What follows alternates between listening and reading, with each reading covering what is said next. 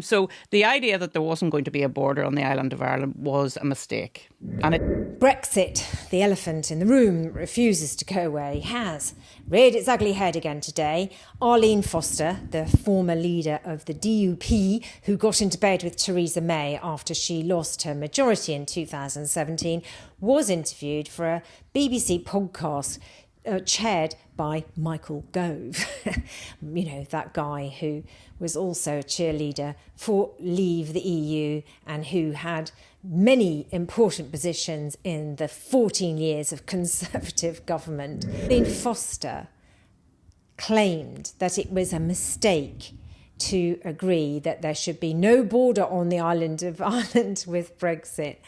There is no confrontation of reality that the majority in Northern Ireland voted to remain.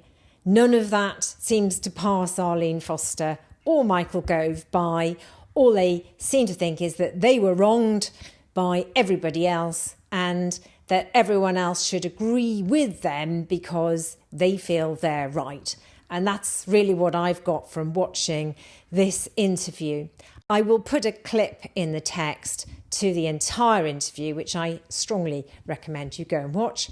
I've put together some clips of the bits that I think are poignant, but it is worthwhile watching the whole thing. And the reason we got in this mess was clearly because people like Arlene Foster and Michael Gove believed that the progress that was made with the Good Friday Agreement was a mistake, and they wanted, and they still obviously want, to undo that.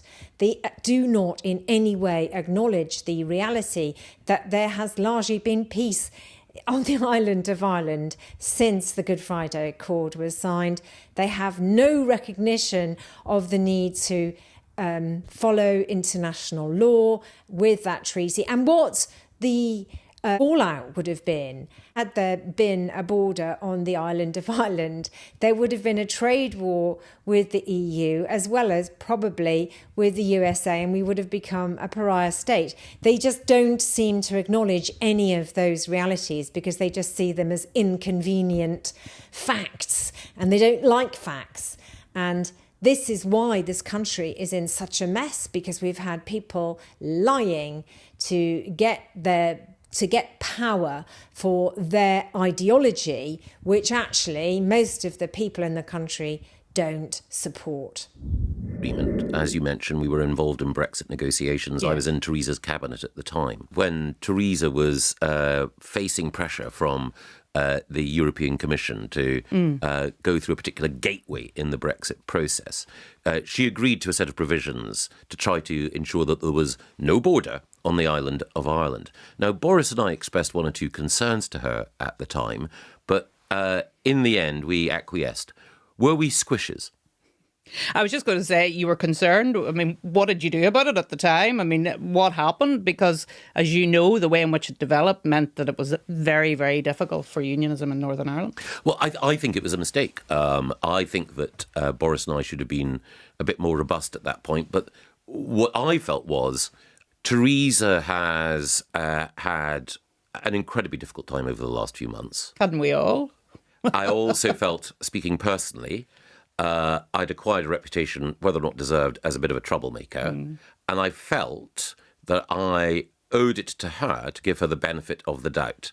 I do wish that I had been clearer with her and with others, that I felt that she didn't need to accept the premise that the EU were asserting, that there were different ways of resolving the admittedly intricate issues that existed when you are going to have one part of an island within the EU and one part of an island without. It's almost as if there aren't any borders anywhere else in the European Union. Of course, we know there are. Quite. And of course, there are solutions. Yes. But those solutions weren't taken up. But I think it's for me, it's a lesson that sometimes, if you have made a couple of stands and you've made some noise, while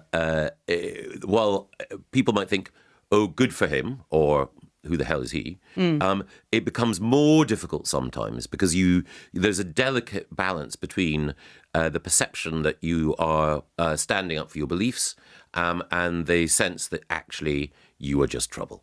Yeah. Theresa, in everything that she said and in the way that she made the argument in the House of Commons and around the cabinet table, always put the union at the heart of the case for the Brexit deal that she secured. Do you think there was a sort of a bit of a contrast between what Theresa thought she was achieving and the reality on the ground? Yes, I think she made a mistake in her understanding of Northern Ireland. This idea that there could be no border on the island of Ireland, when of course we have a monetary border, we have a taxation border. We've always had a border with the Republic of Ireland. Ask the people who smuggle across it. So the idea that there wasn't going to be a border on the island of Ireland was a mistake. And it could have been dealt with alternative arrangements, which were put forward, and they were dismissed, which was wrong. After Theresa, obviously there was Boris. Boris famously came to the DUP conference. He did indeed. Got a standing ovation. And Not sure he'd get it now, Michael. No, that's what I was going to say. So, to what extent do you feel that the deal that Boris secured and everything that flowed from it, how difficult did it make managing your party? Because you've welcomed him to number 10. He's won this big election victory. Winning the election victory means that the DUP's sort of power in Westminster is diminished because he doesn't need the DUP in the way that Theresa did. So how did that change the way in which you managed the party? Well, of course, he came in first before the election, Yes. the big election victory, and he engaged with us. I have to say, he engaged a lot more with us than Theresa had ever done.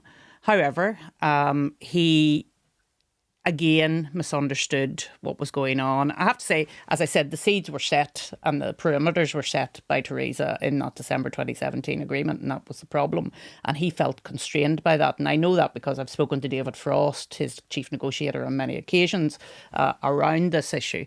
But that doesn't take away from the fact that he did let us down really badly. He knows that. Yes. He knows that full well. And, of course, the nature of the deal that Boris eventually struck, and I was involved, as you know, in talking to the EU about the protocol, because originally they wanted to have Northern Ireland, fully in the single market with a tariff barrier between Northern Ireland and the rest of the United Kingdom. We managed to move them away from that, but not in a way that was satisfactory for you and your party. And your party moved against you. Yeah. Thanks for watching. Hope that hasn't raised your blood pressure too high. Do comment below, let me know what you think. And if you haven't subscribed, subscribe. Also, here is our ball, enjoying some autumn sunshine and being accompanied by some egrets this autumn.